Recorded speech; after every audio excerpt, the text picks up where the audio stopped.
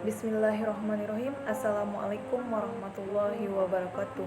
Perkenalkan, nama saya Junita Aini, mahasiswi dari Institut Agama Islam Negeri Langsa, Fakultas Tarbiyah dan Ilmu Keguruan dari Prodi Pendidikan Matematika. Video ini dibuat untuk memenuhi mata kuliah workshop matematika. Di sini saya akan menjelaskan tentang permutasi, kombinasi, dan peluang kejadian.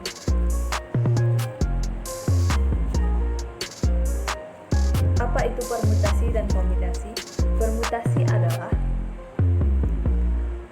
cara membentuk susunan dengan memperhatikan urutan dari sebagian atau seluruh elemen himpunan yang disediakan. Sedangkan kombinasi adalah gabungan atau susunan dari semua atau sebagian elemen dari suatu himpunan yang tidak memperhatikan urutan elemennya. Biasanya, permutasi dilambangkan dengan huruf P. Permutasi R dan N. Sedangkan kombinasi dilambangkan dengan huruf C. Kombinasi R dari N. Apa itu N? N itu adalah banyak objek, sedangkan R adalah jumlah yang harus dipilih. Apa fungsi permutasi dan kombinasi? Fungsinya yaitu untuk mencari cara untuk mengambil R benda dari N benda.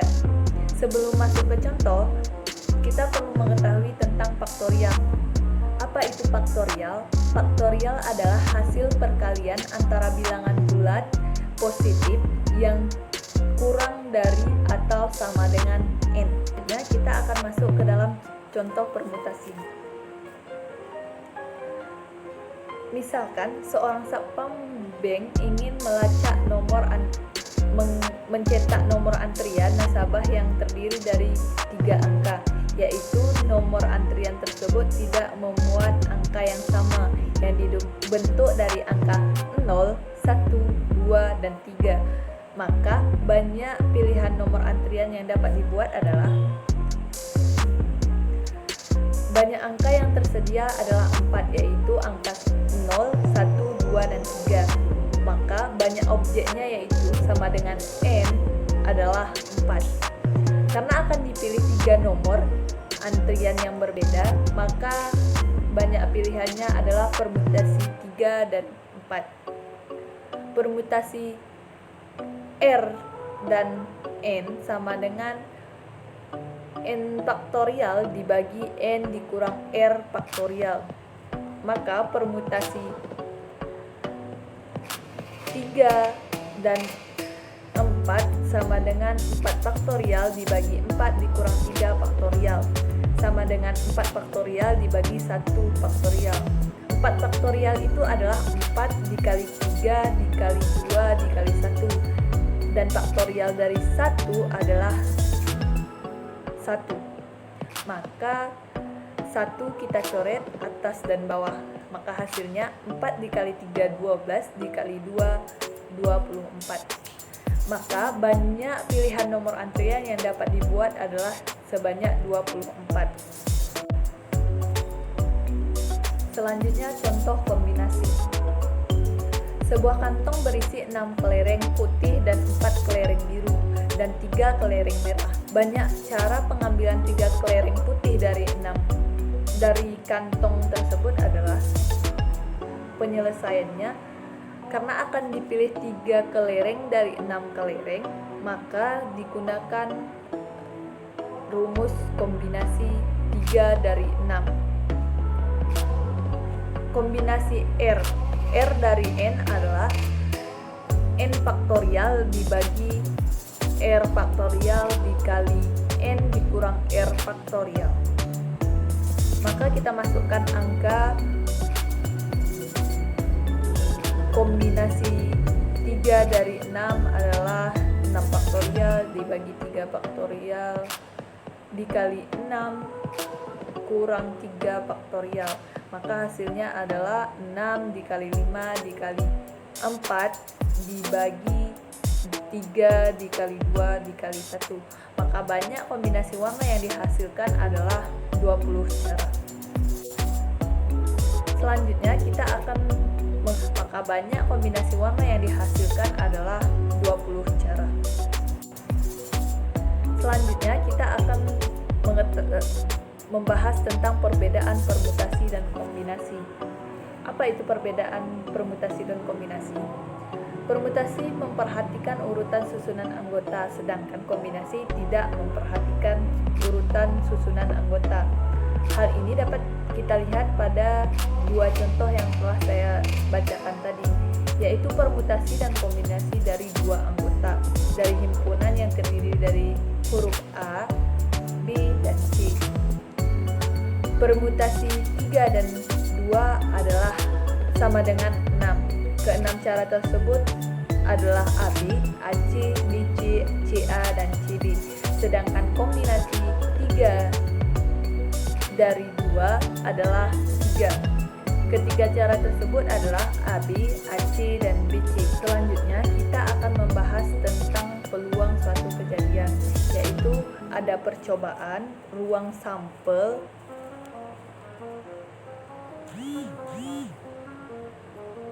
Baiklah, sekarang kita akan membahas tentang peluang suatu kejadian. Suatu kejadian ada percobaan, ruang sampel, peluang kejadian dari suatu kejadian.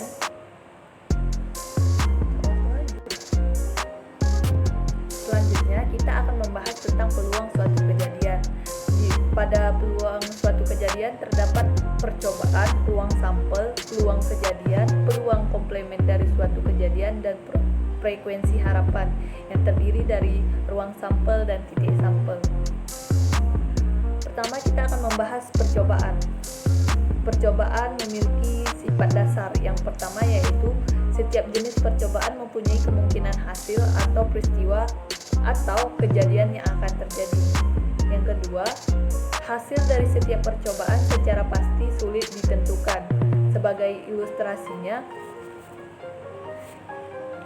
kita melempar satu keping mata uang logam, maka kemungkinan hasilnya yaitu muncul gambar atau dilambangkan dengan G dan munculnya angka misalkan sebagai A. Pada percobaan melempar satu buah dadu, kemungkinan hasil akan muncul mata dadu 1, mata dadu 2, mata dadu 3, dan seterusnya. Selanjutnya, ruang sampel. Ruang sampel adalah kumpulan dari hasil yang mungkin terjadi dari suatu percobaan. Biasanya, ruang sampel dilambangkan dengan S. Titik sampel adalah anggota-anggota dari ruang sampel, sedangkan kumpulan dari beberapa titik sampel disebut dengan kejadian. Banyak ruang sampel disimbolkan dengan NS.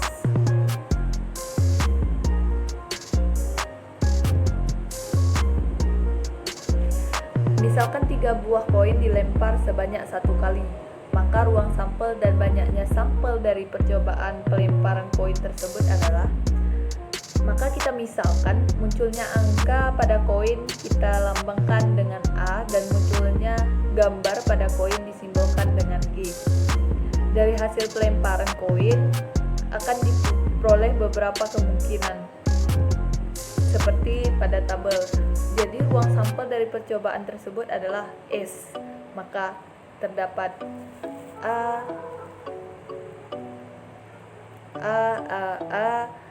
AG, AGA, GAA, AGG, GAG, GGA, GGG. Dan banyak sampelnya adalah NS sama dengan 8. Peluang kejadian.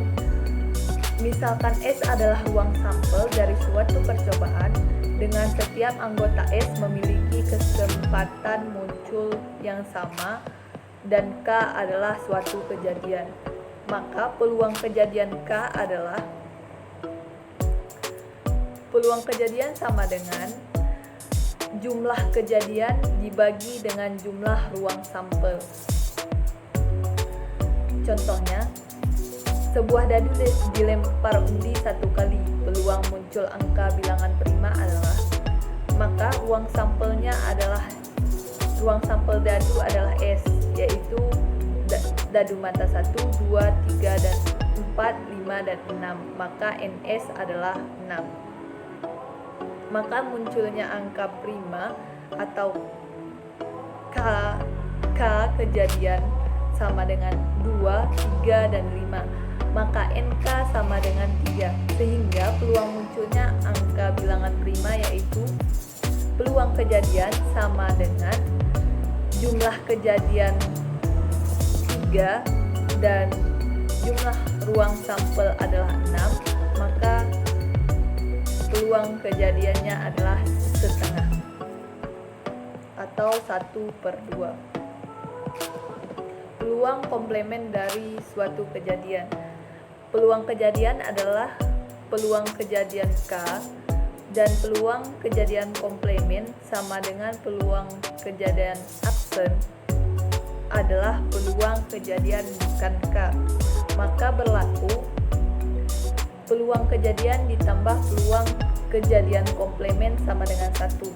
Maka peluang kejadian komplemen sama dengan 1 dikurang peluang kejadian. Sebagai contoh, peluang Rina lulus ujian matematika adalah 0,89. Maka peluang Rina tidak lulus ujian matematika adalah,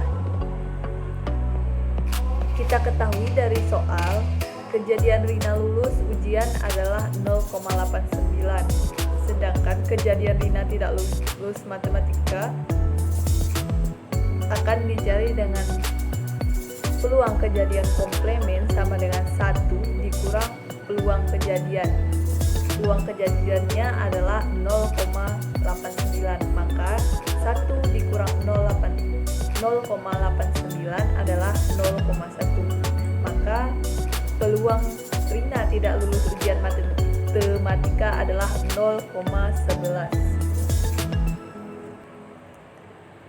Frekuensi harapan.